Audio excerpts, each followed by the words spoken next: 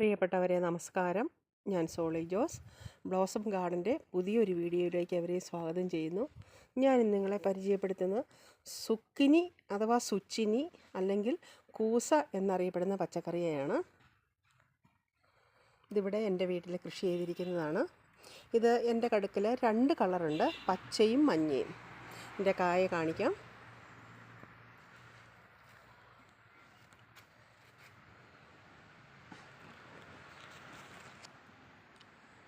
ഇത് വെള്ളരിവർഗ്ഗ വിളയാണ് എങ്കിലും ഇത് പടരുകയില്ല.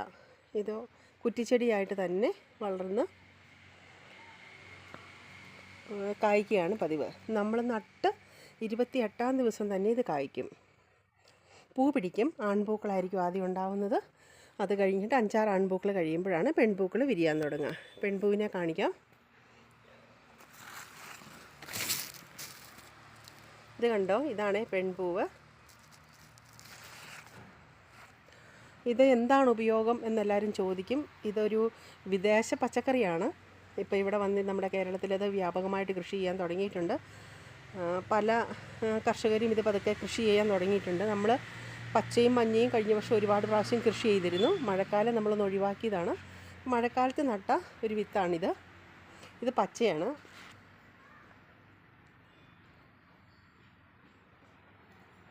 ഇതിൻ്റെ പ്രത്യേകത എന്ന് പറഞ്ഞാൽ ഈ ഒരെണ്ണം ഇപ്പം കറക്റ്റ് നമ്മൾ പറിച്ച് പച്ചയ്ക്ക് കഴിക്കാൻ നല്ല സമയമാണ് ഇപ്പോഴ്. ഇനി അതല്ല, നമുക്ക് മറ്റുപയോഗം എന്ന് പറയുന്നത് സാലഡിൽ ഉപയോഗിക്കാം. അതുപോലെ തന്നെ പിന്നീട് നമുക്ക് പറ്റുന്നത് ഞാനിവിടെ ചെയ്യുന്നത് തോരൻ വെക്കാറുണ്ട്, സാമ്പാറിലിടാറുണ്ട്. പിന്നെ ഫ്രൈഡ് റൈസ് ഉണ്ടാക്കുമ്പോൾ അതിനകത്ത് പച്ചയും മഞ്ഞയും പിന്നെ വയലറ്റ് ബീൻസൊക്കെ ഞാൻ കട്ട് ചെയ്ത് കളറിനായിട്ട് നല്ല ഭംഗിക്കൊക്കെ ചേർക്കാറുണ്ട്. നല്ല ടേസ്റ്റുമാണ്. പച്ചയ്ക്ക് തിന്നാനാണ് ഏറ്റവും ടേസ്റ്റ്. കറി വെക്കാനും എല്ലാം നല്ലതാണ്. അപ്പം ഒരുപാട് പ്രയോജനങ്ങളുള്ള ഉപയോഗമുള്ള ഒരു പച്ചക്കറിയാണ് സുക്കിനി. ഞാനിതിനെ സുക്കിനി എന്നാണ് പറയുന്നത്, സുച്ചിനി എന്ന് പറയാറില്ല.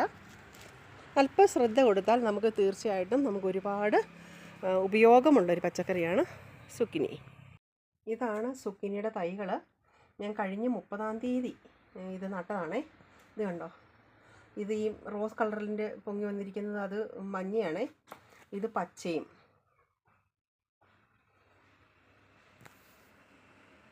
ഇതിൻ്റെ കൃഷി രീതികൾ പറയാം.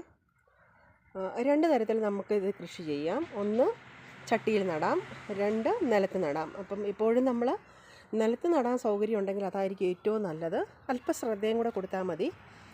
ഇനി ചട്ടിയിലാണെങ്കിൽ ഏറ്റവും കൂടുതലായിട്ടും ആൾക്കാർ ചട്ടിയിലാണ് നടാറുള്ളത്. അപ്പം നമ്മൾ ചട്ടിയിലാണെങ്കിൽ മണല, ചാണകപ്പൊടി, വേപ്പമണ്ണാക്ക്, അല്പം എല്ലുപൊടി, കൂട്ടത്തിൽ അല്പം ഡോളാമിറ്റും കൂടി ഇട്ട് ട്രീറ്റ് ചെയ്ത മണ്ണായിരിക്കണം. അത് കഴിഞ്ഞ് നട്ട് കഴിഞ്ഞാൽ നമുക്കൊരു തടത്തിൽ നേരിട്ട് നടാം. അല്ലെങ്കിൽ ചെറിയ ഗ്ലാസ്സിനകത്ത് പിടിപ്പിച്ചിട്ട് അങ്ങനെയാണെങ്കിൽ നടാവുന്നതാണ്. എന്നിട്ട് പറിച്ചു മാറ്റി നട്ടാൽ മതി. അപ്പോൾ ഇത് തടത്തിൽ നേരിട്ട് നടുകയാണെങ്കിൽ ഒരു 6-7 ദിവസം കൊണ്ട് ഉറപ്പായിട്ടും കിളിർത്ത് പൊങ്ങും. 5 ദിവസം കൊണ്ട് സാധാരണ കിളിർക്കാറുണ്ട്. കിളിർത്ത് പൊങ്ങും. അത് കഴിയുമ്പം നമ്മൾ ചെറിയ രീതിയിൽ അതായത് ഡൈല്യൂട്ട് ചെയ്ത വേപ്പെണ്ണ മിശ്രിതം, അതല്ലെങ്കിൽ നമ്മൾ കടയിൽ നിന്ന് മേടിക്കുന്ന നിംബിസിഡിനാണേലും നമ്മൾ അടിച്ചു കൊടുത്താൽ മതി, സ്പ്രേ ചെയ്ത് കൊടുത്താൽ മതി. അത് കഴിഞ്ഞിട്ട് നിലത്താണ് നടുന്നതെങ്കിൽ അല്പം അടിവളവും കൂട്ടത്തിൽ അടിവളമായിട്ട് ചാണകപ്പൊടി ഇട്ട് കൊടുത്താൽ മതി. പിന്നെ ട്രീറ്റ് ചെയ്ത മണ്ണായിരിക്കണം. അതായത് ഡോളാമെറ്റോ അല്ലെങ്കിൽ കുമ്മായോ ഇട്ട് ട്രീറ്റ് ചെയ്ത മണ്ണായിരിക്കണം. അത്രയും ചെയ്താൽ മതി.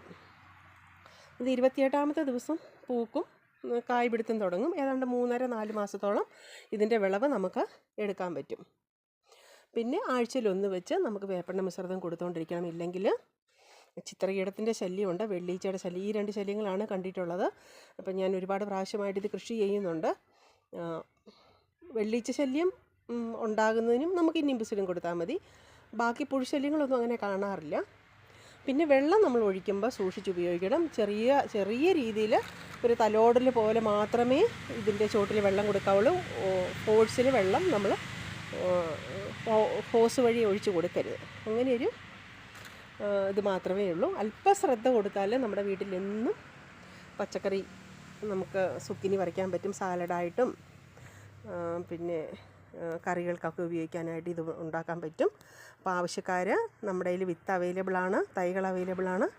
താല്പര്യമുള്ളവർ എന്നെ കോൺടാക്റ്റ് ചെയ്താൽ മതി. ഏതെങ്കിലും കൃഷി രീതിയിൽ എന്തെങ്കിലും സംശയം ഉണ്ടെങ്കിലും ഫോൺ വിളിക്കുകയോ അല്ലെങ്കിൽ വാട്സാപ്പ് ചെയ്യുകയോ ചെയ്താൽ ഞാൻ അതിൻ്റെ ഉത്തരം തരുന്നതായിരിക്കും. അപ്പോൾ ഈ വീഡിയോ കണ്ട എല്ലാവർക്കും ബ്ലോസം ഗാർഡൻ്റെ പേരിൽ നന്ദി അറിയിക്കുന്നു.